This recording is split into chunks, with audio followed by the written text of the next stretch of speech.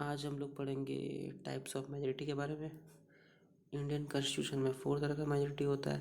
पहला होता है सिंपल मेजॉरिटी, दूसरा होता है एब्सोल्यूट मेजॉरिटी, तीसरा होता है इफेक्टिव मेजॉरिटी और चौथा होता है स्पेशल मेजॉरिटी। सबसे पहले हम लोग देखते हैं सिंपल मेजॉरिटी क्या होता है।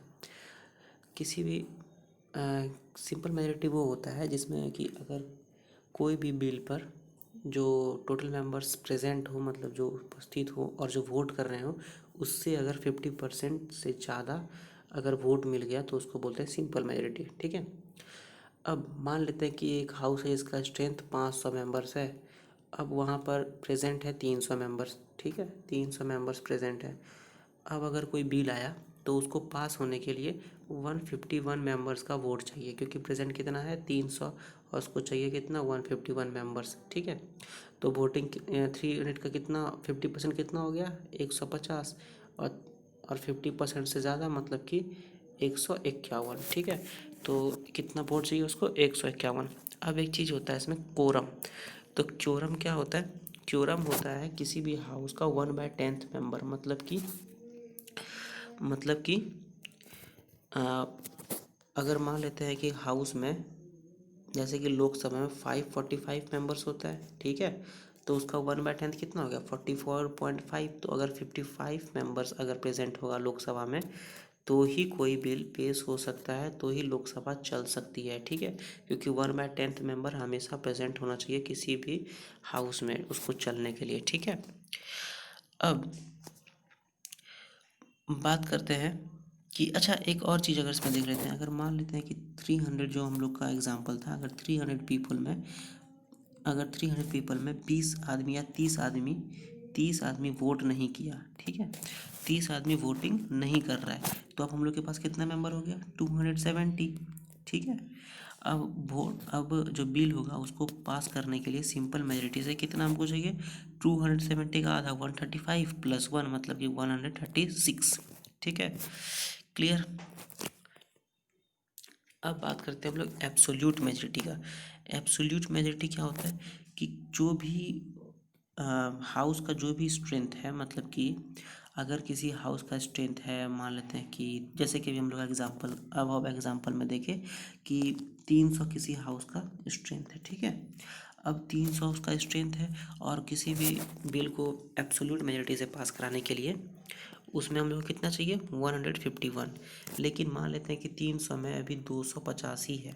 ठीक है, 250 मेंबर्स ही प्रेजेंट हैं, तो अब भी हम लोग को कितना चाहिए पास कराने के लिए 151, क्योंकि ये क्या है एब्सोल्यूट मेजॉरिटी है। ठीक है, मतलब कि पूरा हाउस का जो भी स्ट्रेंथ होगा उसका आधा और उससे एक ज़्यादा। ठीक है, तो अगर 250 हो या 151 कितना भी हो, हम लोग को चाहिए कितना 151 एब्सोल्यूट मेजॉरिटी से किसी भी बिल को पास कराने के लिए। ठीक है, तो एब्सोल्यूट मेजॉरिटी हो गया। अब देखते हैं हम लोग इफेक्टिव मेजॉरिटी। तो इफेक्टिव मेजॉरिटी क्या होता है 50%, more than 50% members of the effective or than the strength of the house. मतलब कि अगर मान लेते हैं कि अगर मान लेते हैं कि हमारे पास किसी भी हाउस का स्ट्रेंथ जैसे कि हम लोग देखें कितना था 300 था। ठीक है, मान लेते हैं 300 था। ठीक है, अब उसमें से 25 या 30 दे दिया रिज़ाइन, 30 को रिज़ाइन दे दिया और 5 ठो मर गया। ठीक है, तो कितना ख़त्म हो गया 35, तो 300 माइनस 35। अब कितना बचा हमारे पास 265।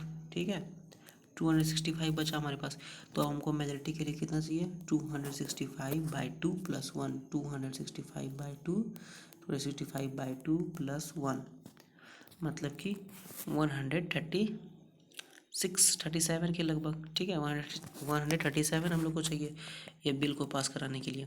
ठीक है, तो ऐसे को बोलते हैं हम लोग इफेक्टिव मेजॉरिटी।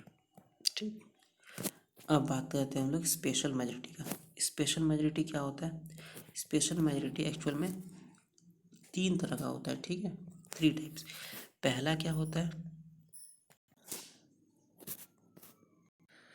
पहला होता है कि not less than 2/3 of the member, मतलब कि आर्टिकल 249 के अनुसार कि कभी भी जो है 2/3 मेंबर जो भी प्रेजेंट हैं और वोट कर रहे हैं उससे कम नहीं होना चाहिए। ठीक है, अब ये किसके लिए होता है, ये स्टेट लीज और नेशनल इंटरेस्ट में कोई भी लेजिस्लेशन, मतलब कोई भी लॉ या कोई भी बिल आता है तो उसके लिए ऐसा किया जाता है। मतलब कि जैसे कि अगर हम लोग का हाउस में 300 मेंबर्स था, ठीक है, तो इसका 2/3 मतलब कि 200 मेंबर से कम वोटिंग में ये बिल पास नहीं होगा। ठीक है, क्लियर। दूसरा बात है majority of 2/3 strength of the house. जैसे कि देखिए हम लोग 300 मेंबर्स था, हमारे पास, ठीक है। अब 300 मेंबर्स में पूरा स्ट्रेंथ हम लोग का मान लेते हैं कि 300 मेंबर्स का पूरा स्ट्रेंथ है हाउस का, तो 2/3 हो गया।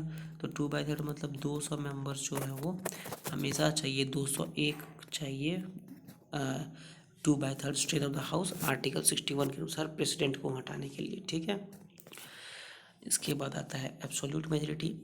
उसमें क्या होता है 368 के अनुसार, आर्टिकल 368, अंडर आर्टिकल 368 कॉन्स्टिट्यूशन को अमेंडमेंट करने के लिए 2/3 member of present and voting, मतलब 2/3 मेंबर जो है वो प्रेजेंट होना चाहिए और वोटिंग होना चाहिए। ठीक है, मान लेते हैं कि अगर हमारे पास 300 मेंबर्स प्रेजेंट हैं और इसमें से 50 वोट नहीं कर रहे, तो हमारे पास कितना हो गया 250 हो गया। अब उसका 2/3 हम लोग निकालेंगे, ठीक है, उतना हम लोग को +1 उतना हम लोग को चाहिए वोटिंग करने के लिए, उतना हम लोग को चाहिए एब्सोल्यूट मेजॉरिटी के लिए अंडर आर्टिकल 368 अमेंडमेंट करने के लिए कॉन्स्टिट्यूशन का। ठीक है, तो आज बस इतना ही। और आप लोग बताइए कि अंडर आर्टिकल 249 किस तरह का अमेंडमेंट हो सकता है और किस तरह का मेजॉरिटी से बिल बन सकता है, और अंडर आर्टिकल 368 क्या क्या चीज़ अमेंडमेंट कर सकते हैं हम लोग कॉन्स्टिट्यूशन में।